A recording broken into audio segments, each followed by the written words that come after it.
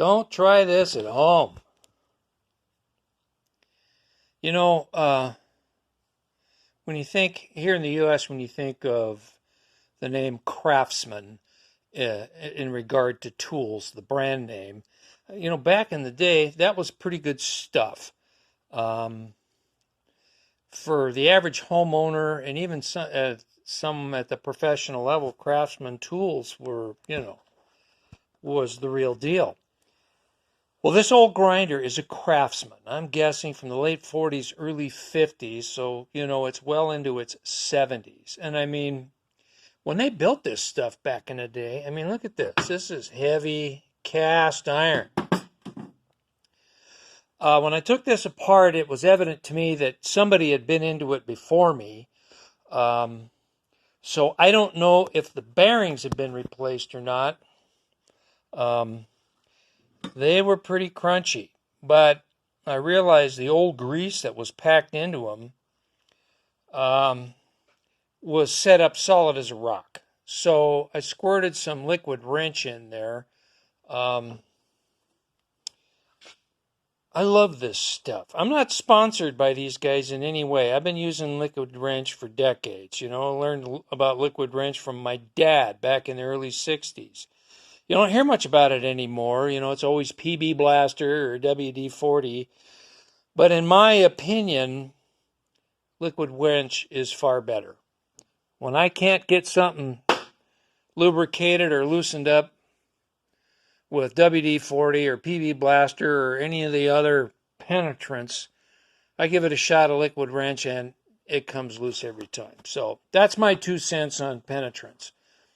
Anyway, I shot some liquid wrench and these bearings smoothed right out, quieted right down. I'll repack them with some super lube. But what I'm driving at here, I didn't really want to feature this grinder repair in a video. I bought this back in the early 90s at a swap meet for $20. And, hey, $20 for an 8-inch grinder. Yeah. Well, yeah. My original plan was just to replace the cord on it. And this is why. But then something stood out right away.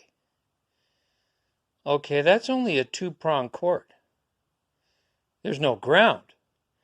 And sure enough, as I disassembled this thing, throughout the wiring, no ground. So this was manufactured before the requirement for the 3-prong plug and, a grounding leg.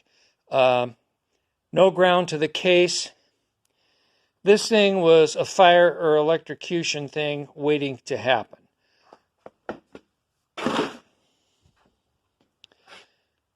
I mean, look at this. Back in the late 40s, early 50s, they used the best material they had available at the time. Well, after 70-some years of, heating, cooling cycles, and just age, all this wiring insulation just dried up and cracked off. I mean, this stuff literally disintegrated on me as I was disassembling this grinder. This particular leg of wiring went to the outboard lights. These guys right here, which I am not going to replace because, an external magnetic LED light will provide far better lighting than these things ever dreamed of doing. And the second reason is the routing for the wiring to get to where these things mount inside the bell. Which is, well, let's see, it hides way up in here. Number one, finding a light fixture that will match up to those existing mounting holes is going to be impossible. As old as this grinder is, the original lights are unobtainium anymore. The routing for the wiring to get to that position in the bell, there's multiple pinch points along the way. It's just, asking for trouble, in my opinion. Well, what am I trying to say with all of this? I'm rattling on here. It's a safety thing. You find a good deal on an old grinder at a swap meet, or you inherit grandpa's grinder, give it a second thought, because 9 times out of 10, or a very high probability, you're going to end up with the internals like this. This old cloth-based wiring insulation, I mean, it is hard as a rock. I mean, this stuff was routed along the winding, and held on with some kind of fabric wrap, and then they spray it with some kind of shellac. And, there it sits for 70 years. Well, this stuff is so brittle. I mean, it just literally disintegrates almost to the touch. I mean, look at that. And these old soldered joints, I mean, the copper, sorry about that. The copper right here is still good. And I've got new wire that I'm going to reconnect and try to revive this thing. But don't try this at home. When you inherit grandpa's grinder, think seriously about the scrap bin instead of doing what I'm doing here. Because, my dad was an electronics mechanic. I learned a few things growing up, so I'm not afraid to tackle this. But don't try this at home unless you're an experienced electrician or, an experienced electric motor person. Just put it in the scrap bin and save your money and go buy a decent grinder, because this is dangerous.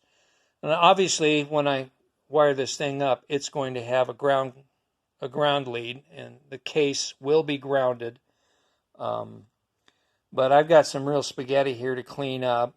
This was a working grinder when I took it apart. I was just going to, put a new cord on it until I happened to peek inside the spaghetti here and just saw some shiny wiring, and I thought, oh, I got some bare wiring in there. And then the more I dug, the worse it got, and this may wind up in the scrap bin yet. I mean, I hate throwing stuff away. I'm, second generation. My parents were survivors of the Great Depression. You don't throw anything away. Well, if I'm not successful here, it's going in the scrap bin. Number one, it's not worth taking to a motor shop and getting this all, rewound and redone. It's just not worth it. The expense is just too great.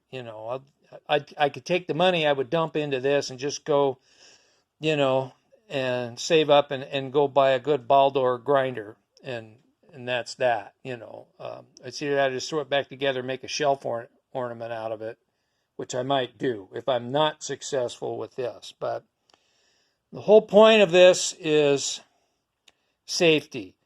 Don't do this. And if you inherit grandpa's grinder and it's just got a 2-prong plug on it, don't plug it in. Put it in the scrap bin. Because those old grinders, they look good on the outside, but I will just about guarantee you after 60 or 70 years, the wiring on the inside is going to look like this, okay? And not worth getting electrocuted over, not worth starting a fire, burning your house down. Don't do it. All right, that's my 2 cents worth. I'm done. I'll get off my soapbox. I'll quit preaching. You guys have all a good day.